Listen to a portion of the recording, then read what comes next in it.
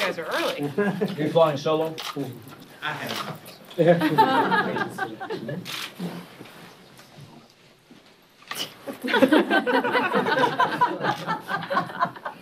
Not a talk show, you know.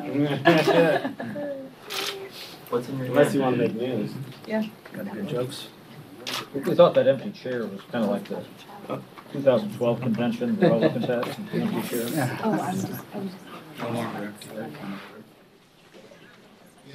You're all gonna miss us in August. I know. What's that? You're gonna miss us in August. We always. Yes, you already. Definitely. Miss you already? Sun is not. Don't be stuff. Oh, You have got that, John. I know.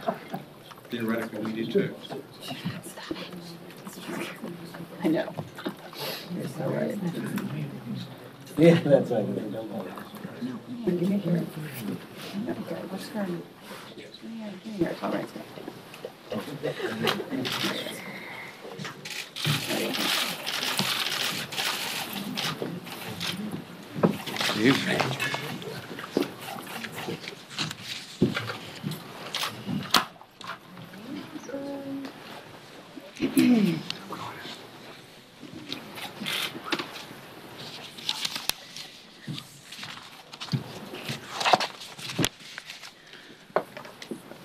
We all here? Good afternoon. I am joined today by many of my colleagues from the House Judiciary Committee. We want to say a few words about Director Mueller, what we learned from his testimony, and next steps in our work to hold President Trump accountable for his conduct. Robert Mueller is a man of honor and integrity. He has led a life defined by service to his country. Some have argued that because Director Mueller was reluctant to testify and seemed older than some remembered him, his work is somehow diminished. It is not. Before he ever stepped into our hearing room, the director had rendered our country a great and necessary public service. He showed through his report and his indictments that the United States was attacked and remains under siege by a foreign adversary. He showed that the Trump campaign both welcomed and benefited from this attack on our country. And he showed that the president repeatedly lied to cover it up. And if that were not enough, Director Mueller's testimony removed all doubt. He told us that Donald Trump obstructed justice and abused his office by tampering with witnesses, attempting to block the investigation, and attempting to fire the special counsel. He told us that Donald Trump lied to the public about the Trump Tower meeting in New York, lied to the public about his plans for Trump Tower in Moscow, and lied in his written responses to the special counsel. He told us in a remarkable exchange with Mr. Liu that but for the Department of Justice policy from prohibiting from doing so, he would have indicted President Trump. Indeed, it is clear that any other citizen of this country who behaved as the president has would have been charged with multiple crimes. Notably, my Republican colleagues were unable to refute a single one of these facts. So where do we go from here? We will continue to seek testimony from key fact witnesses. As many of you know, the committee has authorized several additional subpoenas. Our work will continue into the August recess, and we will use those subpoenas if we must. We will also continue to seek important documents from the Department of Justice and the White House.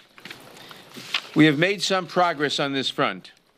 There appears to be compelling evidence of the president's misconduct outside of the four corners of the redacted version of the Mueller report, and we will work to uncover that evidence as well. Finally, today, we are filing an application for the grand jury material underlying the Mueller report. That information is critically important for our ability to examine witnesses, including former White House counsel Don McGahn, and to investigate the president's misconduct. I will not comment on reports of our ongoing negotiations with Mr. McGahn, but unless he complies with our accommodation efforts in very short order, we expect to file an additional suit to enforce our subpoena for his testimony. And that will be next week, or earlier next week. I should note that the committee could not have brought these lawsuits without the help and support of Speaker Pelosi, who is as dedicated to holding this president accountable for his crimes as any of us gathered here today. Before I take your questions, let me share just a few sentences from the petition we are filing with the court today. Quote, because Department of Justice policies will not allow prosecution of a sitting president, the United States House of Representatives is the only institution of the federal government that can now hold President Trump accountable for these actions. To do so, the House must have access to all the relevant facts and consider whether to exercise its full Article I powers, including a constitutional duty power of the utmost gravity, recommendation of articles of impeachment. That duty falls in the first instance to the House Committee on the Judiciary. Close quote. As I said, that was from the court filing today. We take that responsibility seriously. No one can be above the law, not even President Trump. We'll now take some questions. Chairman Nadler. So half of the members up here have. And let me just say, is we take questions when they ask members of the committee to field the questions as well. Go ahead. Half of the members up here have come out in support of impeachment. How are you dealing with disagreements with the Speaker on that issue? And especially heading into this 6-week-long recess, do you expect that those divisions to go away soon? I don't know that there are real divisions with the Speaker. I would refer you to her earlier comments in which she said that we must make the strongest case. If our committee is going to recommend articles of impeachment to the House, we must make the strongest possible case both to our colleagues and to the American public. On that, we're in total agreement. So could there be a point, though, Mr. Chairman, where you break from the Speaker and you announce publicly your support for impeachment? We are, as I said, and as is clear in the court filings, we are exercising our full Article I authority. We are continuing investigation of the president's malfeasances, and we will do what we feel, and we will consider what we have to consider, including whether we should recommend articles of impeachment to the House. That's the job of our committee. We may decide to recommend articles of impeachment at some point. We may not. That remains to be seen. And there's no point speculating on whether the Speaker or anybody else will agree with our decision at that point. What's holding you back from publicly voicing your support for impeachment inquiry? Well, if I can jump in, I mean, impeachment's not. Can you speak to the microphone? Sorry, thank you. Okay. Impeachment isn't a binary thing that you either are or you aren't. What we've been saying and what we've been doing is starting a process where we're engaging in an investigation to see if we should recommend articles of impeachment. It's a process. We started it some months ago in some ways while waiting for the report and holding the hearings that we've already had. So, it's an ongoing process. The court filings today are the next step, and we'll continue down that road, to see whether we have the strong case that is needed to put to the American people. Chairman Nadler, what about the holding you idea back, here, Mr. though, Nadler? that at the hearing yesterday, on Wednesday here, Speaker Pelosi said that they crossed a threshold, called this historic. What did Robert Mueller fail to do? Obviously, you said that he should not be diminished by his presentation. But what would you have liked to gotten out of him in that presentation on Wednesday? He didn't fail to do anything yesterday, He 2 didn't days fail ago. to animate this. We heard that repeatedly from members on your side of the aisle that he failed to breathe life into that report. Well, if you showed up expecting a Broadway show, sure, you may have been disappointed. But if you listened to what he said that the Russians attacked us. They had a preference for Donald Trump. The Trump campaign welcomed it and planned around it. And when the police investigated it, they took great lengths to cover it up, including the president. And the president is the only person in America who would be shielded from being held accountable because of what they did. That is pretty cut and dry, and what you've seen is not members who have called for impeachment saying, take me off of that call in light of what Mr. Mueller has said. 6 members since have come forward and have said, add me to that call for impeachment. I'm sorry. The one thing Robert Mueller failed to do in that hearing is he failed to exonerate the president. In fact, he said he could not exonerate the president. So that, I think, is the answer to your question. When members answer, why don't you identify yourselves too for the press? That's Mary Gay Scanlon. May I just add an extra point Sheila Jackson. on, thank you, Mr. Chairman. Throughout the entire time of Mr. Mueller's presence before the House Judiciary Committee, he evidenced elements of a crime. He was not in any way shortchanging his answers that crimes had been committed. He said yes to the 3 elements of obstruction. He said yes that one element of obstruction could result in jail time. He also said that, when I say said, answered questions that said you did not have to have an underlying crime to be able to be convicted of obstruction. I don't think the American people have ever heard that in that manner before. I know there are some who may have read both volumes, but they never heard it as it was played out with the members of this committee, that when you finished the Judiciary Committee's questioning, and when you started with Chairman Nadler, who did an enormous job on framing our questioning by getting right to the meat of the issue of obstruction and then exoneration, which Director Mueller openly and I think quite vividly said that he was not the president exonerated. And then we continued methodically to reinforce that to the extent that the elements of obstruction, which I wanted to just mention here for a moment, an obstructive act, a nexus between the act and an official proceeding, and corrupt intent, was associated with the actions of this president. The American people have never heard that. And I will close by simply saying on this question that you asked, for those of us who've seen Director Mueller before this committee on a number of years as FBI director, he has always been stoic and a former Marine, just right to the point. He certainly has an enormous talent of investigation. So when he came today, or yesterday, Wednesday, he made true of what he said to the committee. He was going to stick with the report. He did that.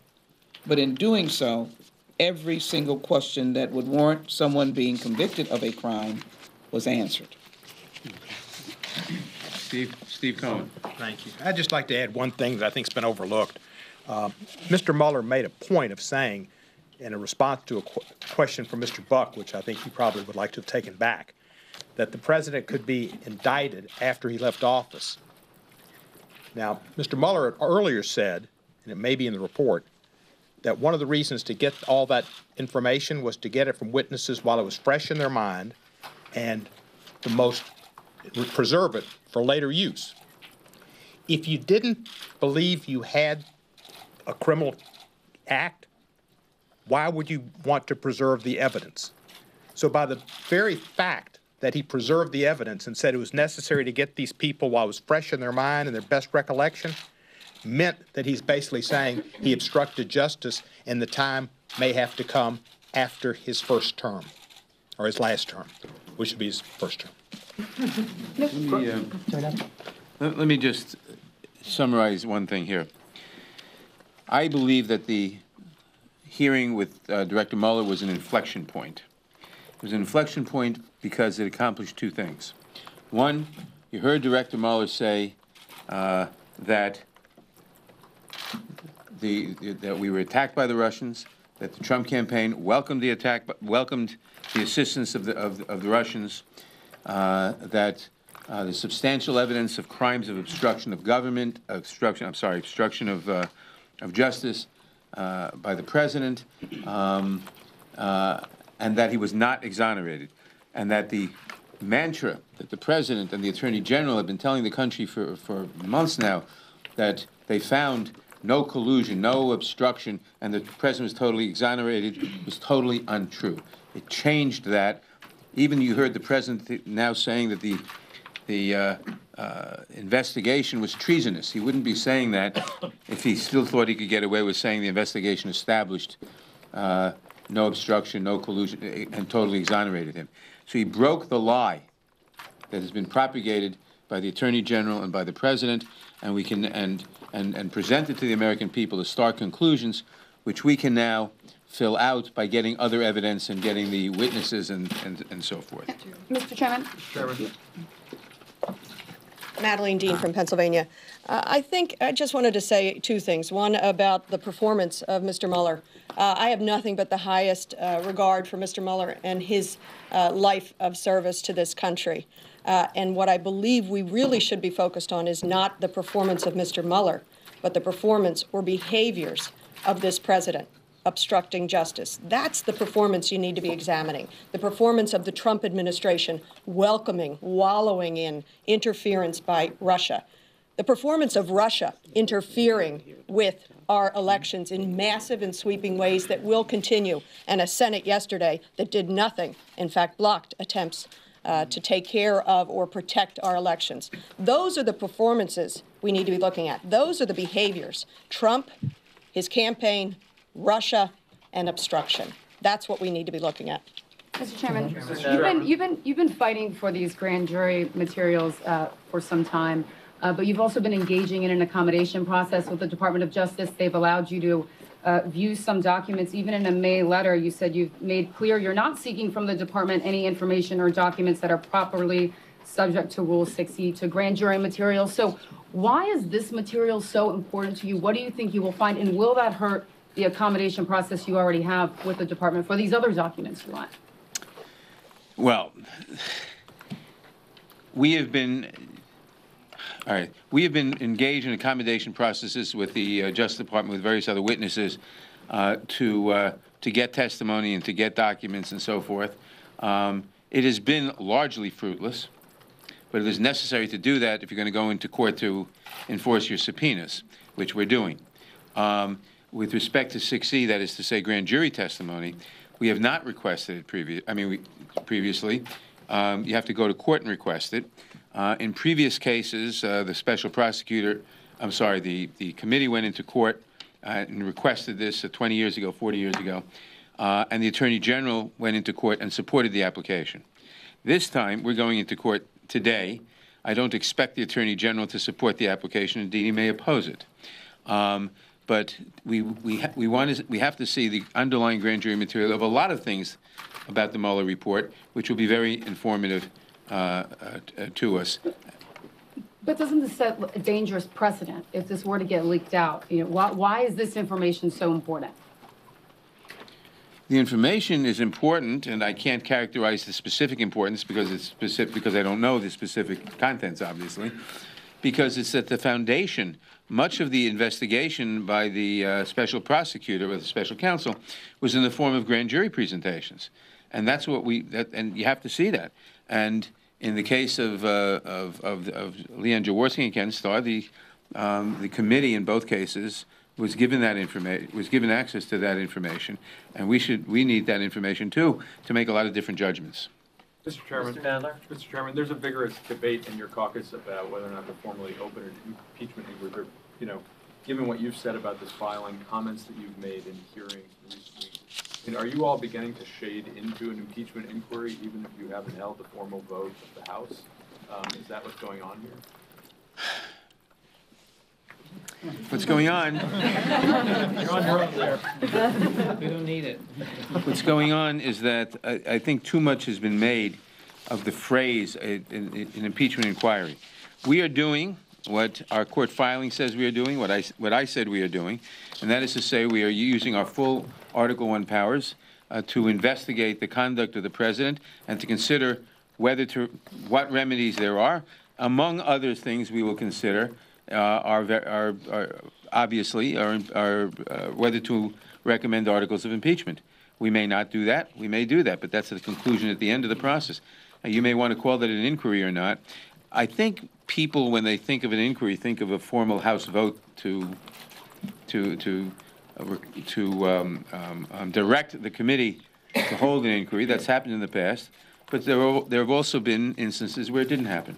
The committee is exercising its authority to investigate all these scandals and to decide what to do about them, which could include articles of impeachment. And we filed that with the court, and we told that to the court, and we're going to do that. Do you believe that you already are at that point of an inquiry? Do you believe what the Judiciary Committee is doing right now is an inquiry into impeachment? We are doing exactly what I said a moment ago we are doing. That is to say, we are examining and investigating the various malfeasances and crimes and so forth of the president. We are going into court and asking for more information and to enforce our subpoenas. We are telling the court that we are doing this not just as part of normal oversight, but also because as part of our Article I authority and responsibility to consider all remedies, including possibility of articles of impeachment, and that's what we're going to do. Now, whether you call that an inquiry or whatever you want to call that, it's what we've been doing and we are doing and will continue to do. The court battle could take a little bit of time. Do you have a deadline, even if it's expedited, it could take a while. Do you have a deadline in your mind as to when you all will make this decision, and would you? Well, first of all, it's not this decision, a lot of different decisions, and no, I don't. Mr. Nadler, you mentioned the idea of having the strongest possible case before you go to court, but isn't the strongest possible case to get 60 material being in an impeachment inquiry? The strongest possible case is to tell the court what we're telling the court, which you'll see in the court. I think we're going to give you copies of the court filings, and I quoted part of the relevant paragraph, and that is that we are, I'll read it again. The House must have access to all relevant facts, consider whether to exercise its full Article I powers, including a constitutional power of the utmost gravity, recommendation of articles of impeachment. That falls in the first instance to the House Committee on the Judiciary. What we are telling the court, and one of the purposes of telling the court is to say we are exercising our highest authority, is that we are considering the malfeasances of the president. We're considering what remedies we can do, including the possibility of articles of impeachment. Mr. Chairman, in your opening... Jamie? No, do you want to... Well, but I was just going to say, that there's no formal constitutional or statutory or even House rule for how an impeachment inquiry is to begin. And so it means different things to different people. For a lot of people believe we've been in an impeachment inquiry ever since we started looking into potential high crimes and misdemeanors and the misconduct of the executive branch. Other people think an impeachment inquiry doesn't begin until you actually have articles of impeachment. I would say we are in an impeachment investigation. And as to the results of the investigation, it could lead to articles of impeachment or it could lead to something else. But from my personal standpoint, I think we are in an impeachment investigation. But that's why we're so confused about this. I mean, are you saying that we're not, somebody says it's not binary. Yeah. How is this not binary? I mean, either we're in it or we're not, right? When you look at different Congresses and the way they've addressed it, they've done it in different ways. Nixon was done different than with President Clinton, and what we are suggesting here is this court filing is the first time that you're seeing us telegraph to the court that one of the remedies we have is impeachment, and to consider whether that should be used. So that opens up and should activate that grand jury material. So I support what Mr. Raskin just said, which is this is an impeachment investigation, whether we should recommend articles of impeachment to our colleagues. Mr. Chairman, but you're saying there's no difference. You're saying there's no difference between what you're doing now and an impeachment inquiry, correct? In effect, what I'm saying is that we are, well, I suppose there is one difference which you could draw. I mean, if you said that an impeachment inquiry is when you're considering only impeachment, that's not what we're doing. We are investigating all of this, and we are going to see what remedies we could recommend, including the possibility of articles of impeachment. We're not limited to that, but that's very much the possibility as a result of what we're doing. So Chairman, Chairman, your opening, can I ask you a follow-up? You made a comment on, you said there appears to be compelling evidence of the president's misconduct outside the four corners of the Mueller report. Can you elaborate on that statement and where else you guys are looking at for evidence? Pelosi's referred to the president's financial records a lot this week and looking for something there. Well, they were all, for example, even the special prosecutor, the special counsel referred to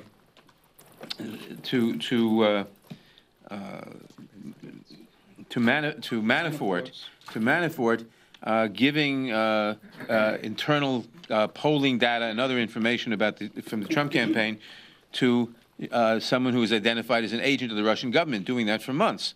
Now, that wasn't followed up on by the report, but one raises the obvious question of what use would be detailed polling reports about Wisconsin and Michigan and so forth to the Russians, except to help direct their interference, their trolling, their media operation, their social media operations. That would be very, very serious, obviously. But we know they were giving this internal polling documentation, which is normally very closely held secret in any campaign, to the Russians. For what purpose? Why did the Russians want it? Why were they giving it? That was not followed up by and what conceivable purpose other than to help them interfere in the election. That was not followed up.